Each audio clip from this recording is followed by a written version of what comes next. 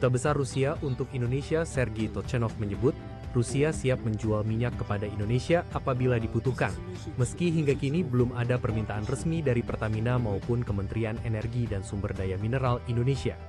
Dubes Tochanov mengatakan, Presiden Rusia sudah berulang kali menyampaikan kepada negara sahabat jika Rusia siap bekerja sama di sektor minyak dan gas. Tochanov mengungkapkan, saat ini Rusia memasok minyak ke berbagai negara, termasuk Amerika Serikat, China, India, hingga ke sejumlah negara di Asia Tenggara. Well, we cannot help, but we can sell. Yes, my president mentioned many times that, first of all, for our friendly countries, we are ready to cooperate in the field of oil and gas. If they need something, so please approach us, tell what we need, and we will discuss how it will be done.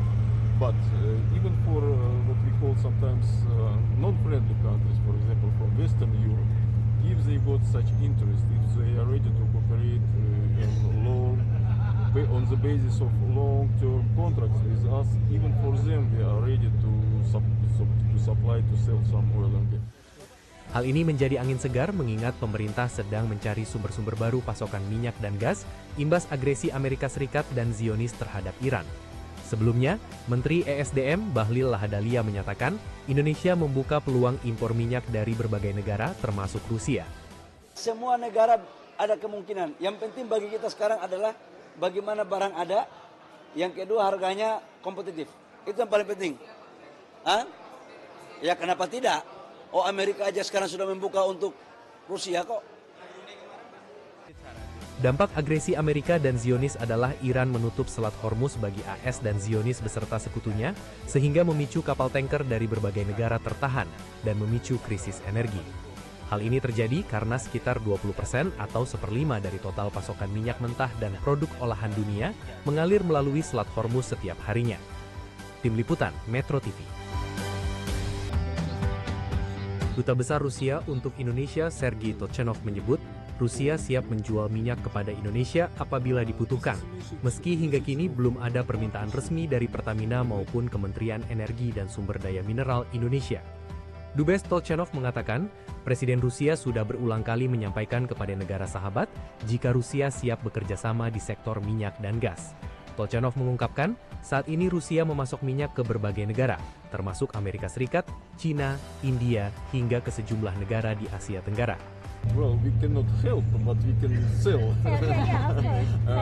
Yes, my president mentioned many times that, first of all, for our friendly countries, we are ready to cooperate in the field of oil and gas. If they need something, so please approach us, tell what we need, and we will discuss how it will be done.